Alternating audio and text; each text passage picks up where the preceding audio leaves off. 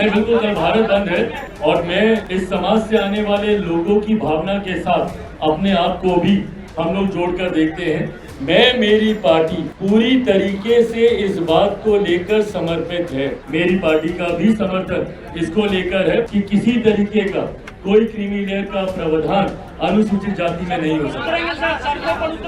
मेरी पार्टी का समर्थन रहेगा। अगर यहाँ पे भी लागू नहीं किया जाएगा तो ये बहुत बड़ी चिंता का विषय होगा कि एक सरकारी क्षेत्र ही है जहाँ पे इसके प्रावधानों को आप लागू कर सकते हैं। केंद्रीय मंत्री के तौर पर मैं कोई ऐसी बात नहीं बोलूंगा जिसकी जानकारी फिलहाल नहीं होगी कि केंद्र सरकार या किसी भी सरकार के द्वारा कोई भी नियुक्ति निकलती है उसमें आरक्षण के प्रावधानों का अप्लाई करना ही होगा। वो चर्चा के बाद ही मैं आप लोगों के समक्ष रख सकता हूँ। केंद्रीय मंत्री के तौर पर मैं कोई ऐसी बात नहीं बोलूंगा जिसकी जानकारी फिलहाल नहीं होगी। आधे एक घंटे पहले ही इसको रद्द करने का फैसला हमारी सरकार के द्वारा लिया गया है। अब इस पर पुनः चर्चा होगी और पुनः चर्चा के बाद जो फैसला लिया जाएगा वो आप लोगों के साथ साझा किया जाएगा। पर मैं एक बात को मैं स्पष्ट कर दूं, मैं, मेरी पार्टी पूरी तरीके से इस बात को लेकर समर्पित है कि केंद्र सरकार या किसी भी सरकार के द्वारा कोई भी नियुक्ति निकलती है उसमें आरक्षण के प्रावधानों का अप्लाई करना ही होगा। कोई ऑप्शन नहीं है। जैसा मैंने कहा कि एक सरकारी क्षेत्र ही है जहां पे इसके प्रावधानों को आप लागू कर सकते हैं। अगर यहाँ पे भी लागू नहीं किया जाएगा तो ये बहुत बड़ी चिंता का विषय होगा।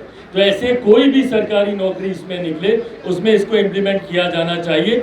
नहीं किया जाता है तो मेरी आपत्ति रहेगी ही रहेगी। कल भारत बंद है सर, कल भारत बंद है।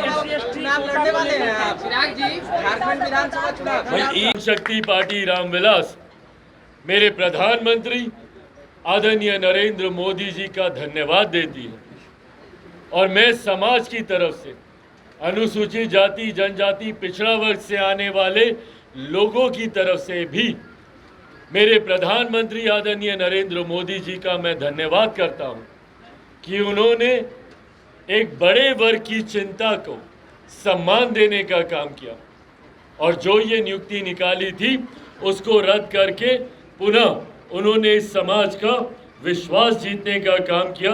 ये पत्र थोड़ी देर में आप सबके साथ मैं साझा भी कर दूंगा।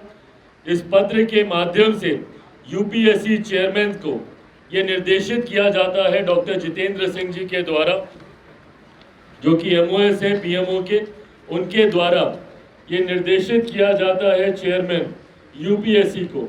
और इसमें कहा जाता है कि जो एडवर्टीजमेंट निकाला है वो प्रधानमंत्री जी के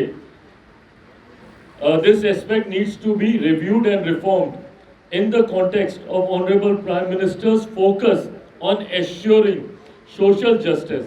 Hence, I urge the UPSC to cancel the advertisement for the lateral entry recruitment issued on 17/8/2024. ये पुनः मेरे प्रधानमंत्री जी के संकल्प को दोहराता है, उनके समर्पण को दोहराता है।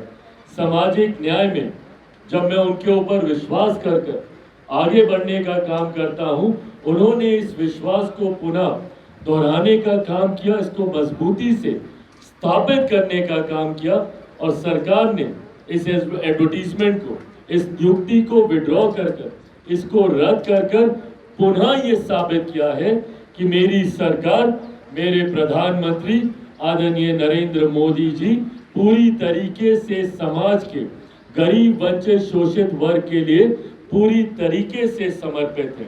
और अगर कहीं कोई इस तरीके का फैसला सरकार की तरफ से लिया जाता है जो मेरे प्रधानमंत्री जी के संज्ञान में आता है, उसको भी प्रधानमंत्री जी सुधारने के लिए मजबूत कदम उठाने की क्षमता रखते हैं। ये प्रधानमंत्री जी ने पुनः दर्शाया। कुछ दिनों पहले सुप्रीम कोर्ट का भी जो एक आदेश आया था उसमें ऑब्जर्वेशंस में क्रीमी लेयर के प्रावधानों का जिक्र किया गया था अनुसूचित जाति को लेकर, शेड्यूल कास्ट को लेकर। उसमें यह कहा गया था कि क्रीमी लेयर के प्रावधान इसमें बनाए जाने चाहिए। मैंने भी उसमें आपत्ति दर्ज की थी, मेरी पार्टी ने भी अपनी आपत्ति दर्ज की थी, क्योंकि जब आप अनुसूचित जाति की बात करते हैं ये वो जातियां हैं जिनको भारत के संविधान में शेड्यूल किया गया है, शेड्यूल कास्ट के तौर पर, जिनका आधार छुआछूत रहा है। अनुसूचित जाति वर्ग से आने वाले लोगों का आधार कभी भी शैक्षणिक नहीं रहा, आर्थिक नहीं रहा, वो सिर्फ और सिर्फ छुआछूत रहा है। ये वो जातियां हैं जिनको समय समय पर गांव से बाहर रखा जाता था, देखना पाप माना जाता था, छूना पाप माना जाता